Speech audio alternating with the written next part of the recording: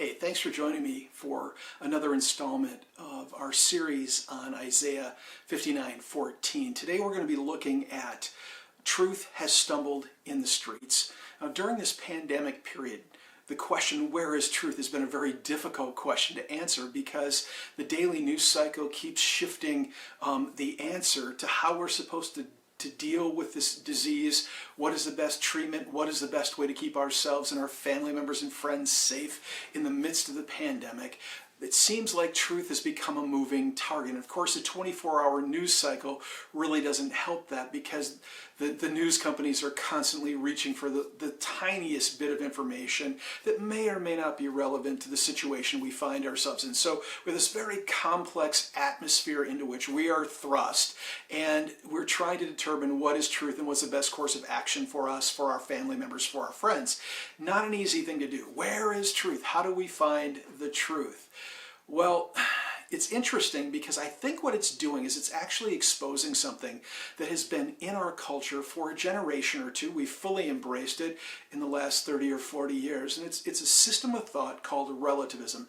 Now, relativism can fit any number of things. It can be cultural relativism, it can be truth relativism, it can be moral relativism, it can be philosophical relativism. There's all kinds of relativism. So our concern today really is truth and moral relativism. How do we determine what's true? And how does that affect the way we live in society? If truth is a building block of a stable society, we need to make sure we know how to determine what truth is and how we can live according to that truth so that morality, so that justice, so that righteousness and equity can be a part of our growing experience as citizens in this nation.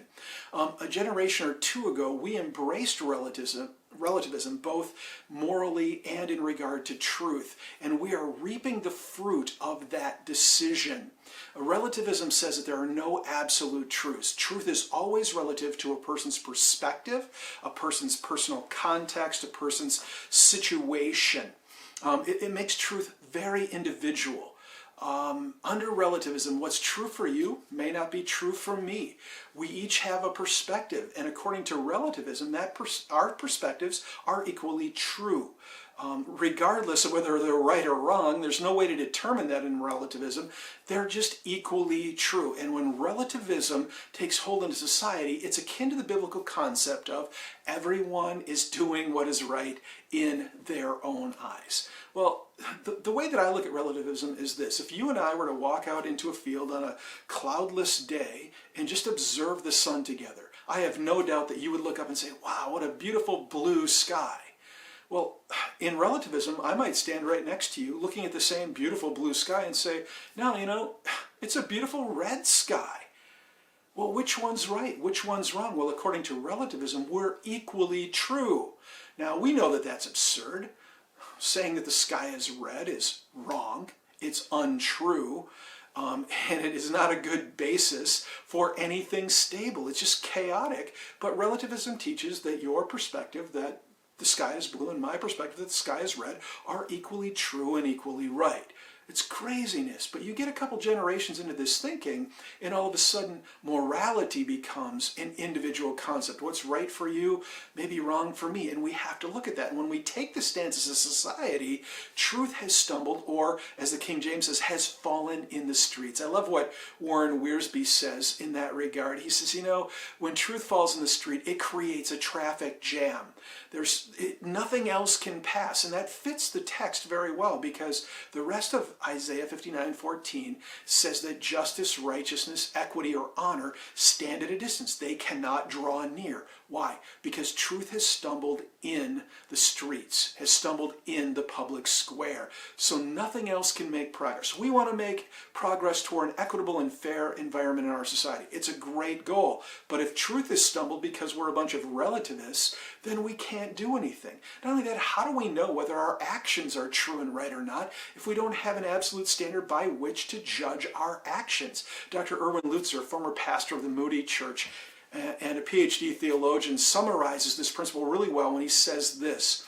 All knowledge, relativism teaches us that all knowledge is individual and personal, and hence no universal judgments can be made. Therefore, there is no fixed absolute by which to judge our actions. So how do I know that when I'm out trying to help bring justice to society, when I'm out trying to help bring honor, dignity, and equity to my society, how do I know if my actions are just or not if there's no absolute standard?